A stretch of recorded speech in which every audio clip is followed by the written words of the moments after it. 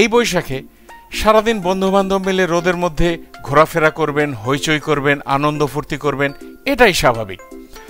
আবার রোদের মধ্যে ঘোরাফেরা করলে মাথা গরম হবে, শরীর ক্লান্ত হবে, এটাও স্বাভাবিক।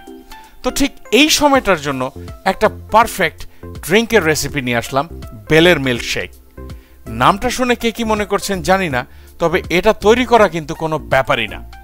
চলুন তৈরি করার প্রসেসটি দেখে নিই। বেলের মিল্কশেক করার জন্য একটা মিক্সারে 2 কাপ বেলের মাড় নিয়ে নিলাম।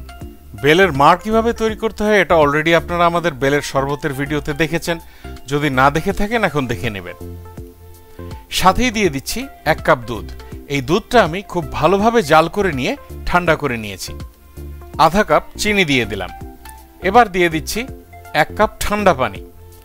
আপনারা চাইলে নর্মাল পানিও দিতে পারেন, কোনো সমস্যা নেই। আর কয়েকটা বরফের টুকরো দিয়ে দিলাম। এখন এগুলোকে খুব ভালোভাবে মিক্স করতে হবে। মিক্স করার একটা টিপস দিই, এর আগেও দিয়েছিলাম, সেটা হচ্ছে যে মিক্স করতে করতে মাঝখানে একটু পজ দিবেন। তখন হয় কি, ভারী বা ঘন জিনিসগুলো নিচের দিকে আসবে, আবার যখন অন করবেন তখন একটা ঝাঁকি লাগবে।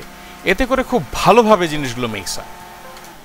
আর একটু সময় নিয়ে মিক্স করতে হবে। এই ধরেন যে আনুমানিক 2 মিনিটের মতো মিক্স করবেন, তাহলে সবকিছু খুব ভালোভাবে মিক্স হয়ে জিনিসটা খুব স্মুথ হবে। আমার মিক্সটা হয়ে গেছে, মানে আমার মিল্কশেকটা কিন্তু রেডি হয়ে গেল। কাজ কিন্তু এতটুকুই। এখন পরিবেশন করে দেওয়ার পালা।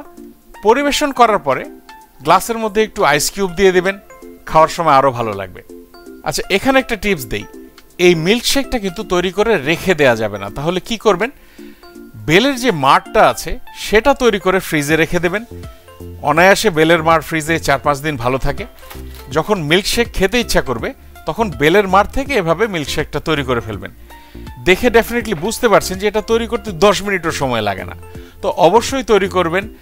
কেমন হলো জানাবেন। আবারও দেখা হবে অনলাইনে নতুন কোনো রেসিপি নিয়ে। সে পর্যন্ত সবাই ভালো থাকবেন, আমাদের জন্য দোয়া করবেন। ভিডিওটি দেখার জন্য সবাইকে অসংখ্য অসংখ্য ধন্যবাদ।